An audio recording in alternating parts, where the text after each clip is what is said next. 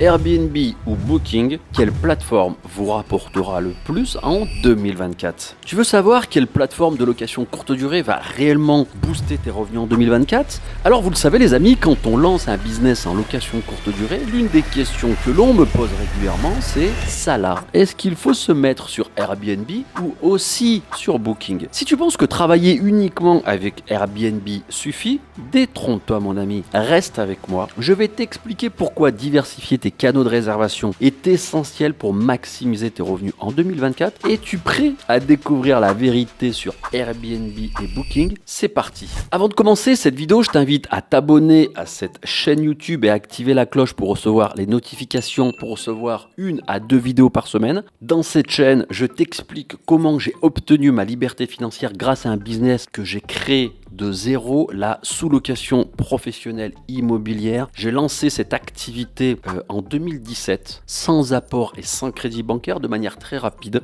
Si tu souhaites te lancer toi aussi dans ces activités, je t'invite à récupérer 2 bonus gratuits dans la description de cette vidéo. Donc n'hésite pas, clique sur ces 2 bonus. Tu pourras aussi suivre une formation gratuite au travers d'une masterclass où je répondrai là aussi à toutes tes questions.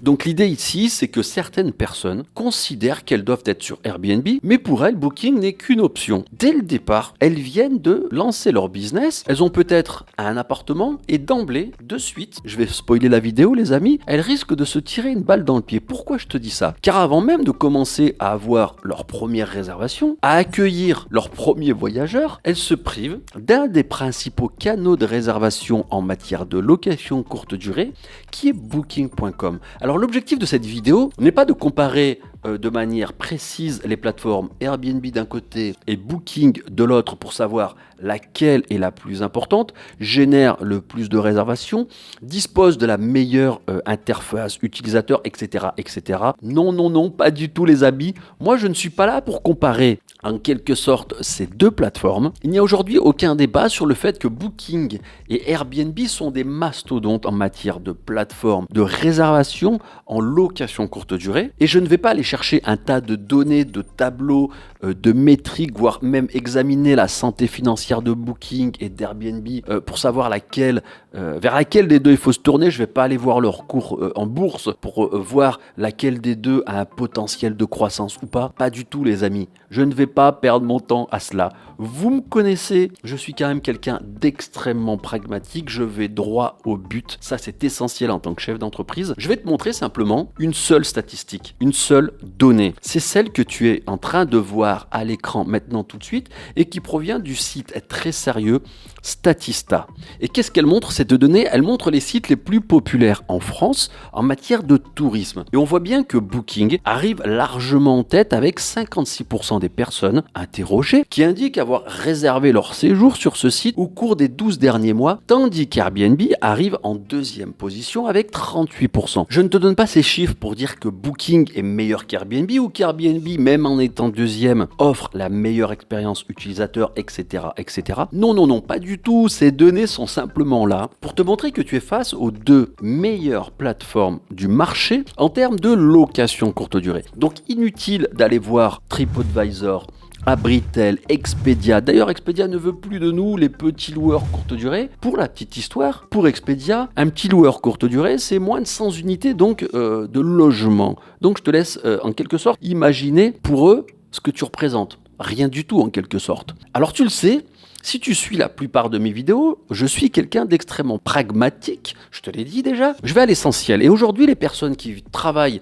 dans le domaine de la location courte durée et qui continuent à dire « Moi, je ne travaille qu'avec Airbnb et je continuerai à travailler qu'avec Airbnb », j'ai envie de dire comment peut-on aujourd'hui, raisonnablement, admettre ce type de propos? Admettre que dans un marché aussi concurrentiel que la location courte durée, on puisse se priver d'un des meilleurs acteurs du marché. Comment arriver à nier le principe même de de l'économie, l'essence de l'économie de la concurrence. Ça, c'est quelque chose qui m'interpelle profondément. En fait, je ne comprends pas ce type de raisonnement. Il n'y a pas de logique en quelque sorte. Alors effectivement, j'entends des gens dire non, mais Booking, ça là, c'est hyper compliqué comme interface.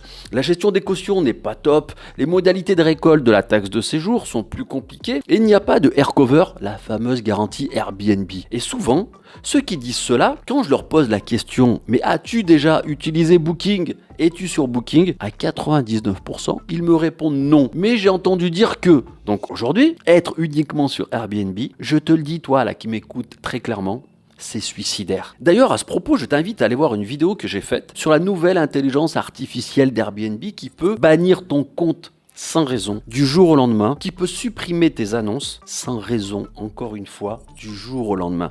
Va voir cette vidéo, elle est extrêmement intéressante, surtout en ce moment, et elle te permettra de comprendre précisément pourquoi aujourd'hui tu ne peux pas te contenter d'Airbnb. Et c'est extrêmement intéressant de parler aujourd'hui d'intelligence artificielle parce que au moment où je tourne cette vidéo, nous sommes lundi, et un membre de la formation Business Lock Mastery m'a envoyé un message hier, dimanche donc, en me disant Salah, mon compte a été temporairement banni.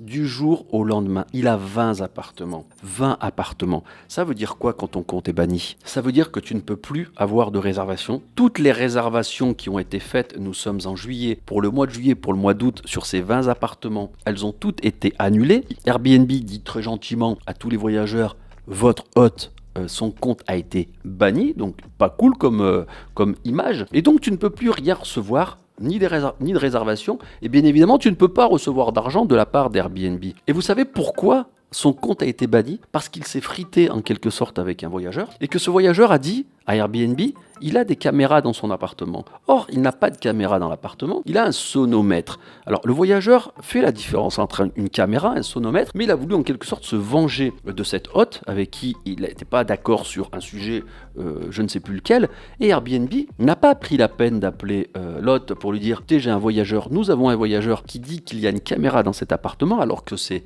interdit. Donnez-nous votre version des faits. Non, Airbnb place le voyageur au-dessus de tout. Donc vous, en tant qu'hôte, vous n'êtes rien pour Airbnb. Vous ne représentez rien. Ils ont des tas d'hôtes qui ont des centaines, des dizaines d'appartements. Ok? Donc ne croyez pas qu'avec 10, 15, 20, 50 appartements, vous soyez important pour Airbnb. Pas du tout. Et ça, je l'applique à moi-même. Nous avons 31 appartements chez Apartine Toulouse et nous savons très bien que pour Airbnb, nous sommes rien du tout. 0,00000 à l'infini. Et à un moment, tu as le 1. C'est tout, les amis. Et dans le cadre de l'accompagnement Business to Lock Mastery, on vous incite fortement à être sur Airbnb, Booking et à avoir votre propre site internet de réservation. Il se trouve que ce membre-là ne voulait rien savoir, il voulait être que sur Airbnb. Aujourd'hui, manque de peau, plus de réservation, plus de revenus. Ah, qu'est-ce qu'il faut faire maintenant? Recréer un compte?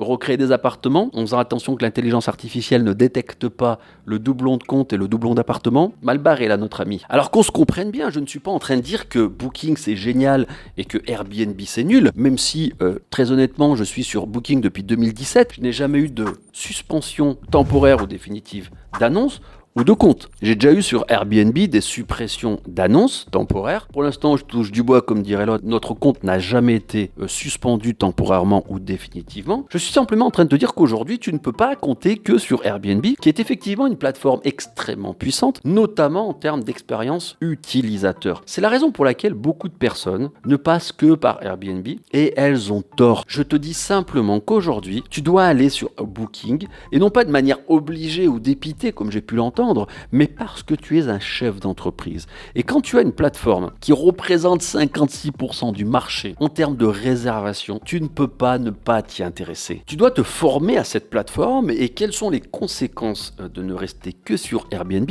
Les conséquences négatives, bien sûr, je te l'ai cité ci avant avec l'exemple d'une personne de la formation qui n'a pas voulu écouter nos conseils, qui aujourd'hui est un petit peu dans la panade, mais pour résumer, tout d'abord, tu ne peux pas exploiter tout le potentiel du revenu management sur la seule plateforme Airbnb. Je m'explique. Ce que je veux dire par là, c'est que une des raisons de ton succès en matière de location courte durée sera d'adapter tes tarifs à la nuitée et tes minimums de séjour en fonction de la haute et de la basse saison, en fonction aussi d'événements locaux, donc en fonction d'un tas de paramètres que tu ne peux pas gérer toi-même, qui seront donc gérés soit par une intelligence artificielle, soit par un humain, un revenu manager en quelque sorte, lui-même assisté par une intelligence artificielle. Aujourd'hui, les outils mis à la disposition sur le marché de la location courte durée pour optimiser ta tarification passent tous par ce qu'on appelle une clé API. Cette même clé API fonctionne avec le Channel Manager Beds24. Donc toi, loueur courte durée, qui a 2, 5, 10 ou même 20 appartements et qui n'est que sur Airbnb, ta tarification n'est pas optimisée. Je peux te le dire, ta tarification n'est pas optimisée, mon ami. Tu pourrais gagner 10, 15, 20% de plus sur ton chiffre d'affaires en ayant une vraie politique de revenu management, mais ça, tu ne peux pas le faire en étant que sur Airbnb. Tu dois absolument passer par un Channel Manager et en l'occurrence, ce Channel Manager, c'est Beds24. Pourquoi Beds24 ? Parce que Beds24 est un des seuls, si ce n'est le seul Channel Manager qui fonctionne par clé API ouverte. Ça veut dire quoi ? Ça veut dire que Beds24 peut être connecté à toutes les applications que tu veux dans le domaine de la location courte durée, ce qui n'est pas le cas avec d'autres Channel Managers. Et donc, au-delà même de la problématique de surbooking, c'est-à-dire que tu as 2 réservations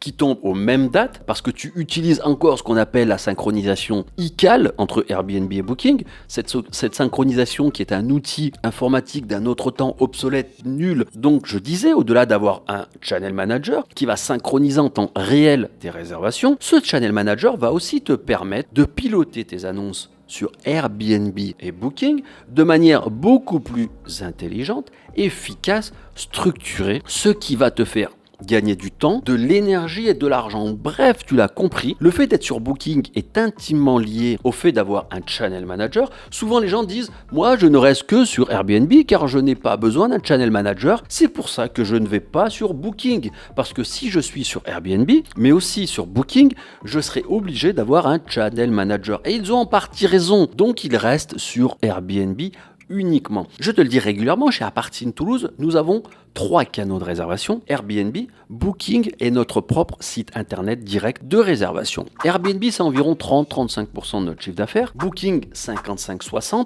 et le site internet direct entre 10 et 15%.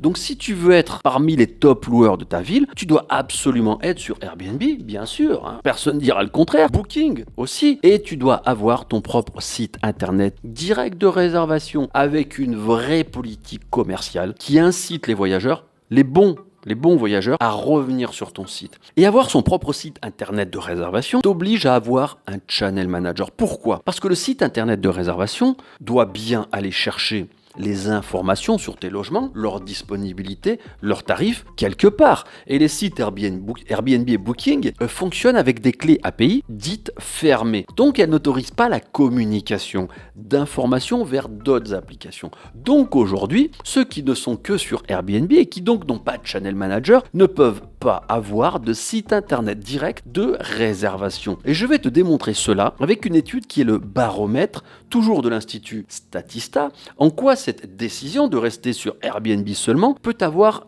pour toi de graves conséquences à l'avenir. Tu as le lien dans la description de cette vidéo sur cette étude pour aller la regarder de manière plus précise. Là, nous sommes sur le baromètre de l'hébergement en France en 2024, donc document étude qui vient de Statista. Et lorsqu'on descend plus bas, on a cette page qui vous donne les principales opportunités pour le secteur de l'hébergement touristique aujourd'hui ou dans les 6 prochains mois. Ça, c'est-à-dire, grosso modo, vous appliquez toutes ces recommandations-là et ce sont des opportunités pour vous pour améliorer votre business, pour améliorer votre expérience client et donc votre chiffre d'affaires. On a quoi au début ? Inciter, encourager les visites répétées. Ça veut dire quoi ? Ça, on descend plus bas. L'opportunité numéro 1, observée par 72% des hôteliers français, puisque là, c'est des questions qui sont posées aux hôteliers français, c'est d'inciter et d'encourager les clients à revenir. Ça veut dire quoi ? Ça s'appelle la fidélisation de la clientèle. Vous n'allez pas fidéliser vos clients en leur demandant de revenir sur la plateforme Airbnb, parce que forcément, ils ne vont pas venir de manière facile, directe sur votre appel. Il va y avoir de la déperdition. C'est-à-dire que sur 10 personnes qui sont déjà venues dans votre hébergement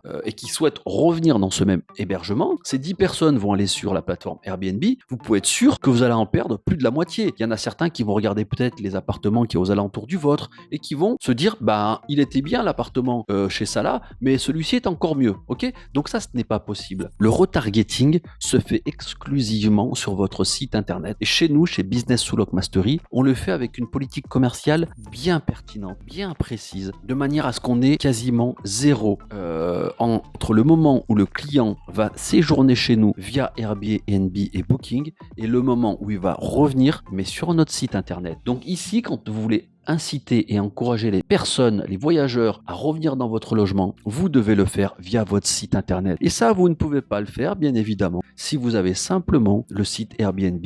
Parce que pour avoir un site internet, vous devez avoir un channel manager qui va se connecter avec votre site internet. Je vous montre tout ça aussi. Donc là, nous sommes sur le site internet Art in Toulouse. Vous avez en première page module sur la partie réservation. Toutes les disponibilités des appartements sont reliées de manière synchronisé avec Airbnb et Booking. C'est-à-dire que si vous réservez le carré Matabio à une date précise, votre site internet va aller vérifier sur Airbnb et Booking si l'appartement est libre et aussi quels sont les tarifs. Et pour cela, quand vous êtes sur la plateforme WordPress qui gère votre site internet, vous descendez, là on est sur un appartement qui s'appelle le Canopé, chez Apart in Toulouse, on descend plus bas, et qu'est-ce qu'on a plus bas au niveau des champs personnalisés? On a ce qu'on appelle l'API, c'est-à-dire une clé API qui est reliée à votre channel manager Beds24, qui est relié lui-même aux plateformes Airbnb et Booking. Vous avez aussi une Room ID, donc ça c'est votre hébergement, ça vous l'avez uniquement via Beds24. Vous ne pouvez pas l'avoir via Airbnb. Ce qui veut dire que quand vous avez uniquement Airbnb, sans Channel Manager, vous ne pouvez pas avoir de site internet. Donc vous ne pouvez pas bénéficier du retargeting de vos voyageurs. Et donc on continue sur les principales opportunités. Améliorer le marketing sur les réseaux sociaux. Ok. Ensuite, investissement dans le style et l'esthétique, dans le confort et optimiser le site web de l'hôtel ou de votre hébergement à 63%. Ça revient à la première catégorie. C'est-à-dire qu'aujourd'hui, l'étude vous indique très clairement que si vous n'avez pas de site internet direct de réservation, vous êtes un petit peu à la ramasse, les amis. Ok? Et comme je le dis tout le temps, une société, une entreprise qui n'évolue pas régresse. Donc, et lorsqu'on continue, offrir des expériences clients, apparaître sur les plateformes de voyage en ligne pour augmenter la visibilité. Ah, tiens donc, apparaître sur des plateformes de voyage. On n'est pas en train de vous dire apparaître sur la plateforme de voyage la plus aimée des Français, Airbnb. Non, apparaître sur les plateformes de voyage. C'est-à-dire que ce baromètre vous dit de manière très précise, premièrement, tu dois avoir une vraie politique commerciale pour fidéliser tes clients. Tu dois avoir une expérience client, ça ok. Troisièmement, tu dois optimiser ton site web, donc tu dois avoir un site web, un site de réservation direct. Et enfin, tu dois être sur plusieurs plateformes, deux suffisent, Airbnb et Booking. Donc vous voyez les amis,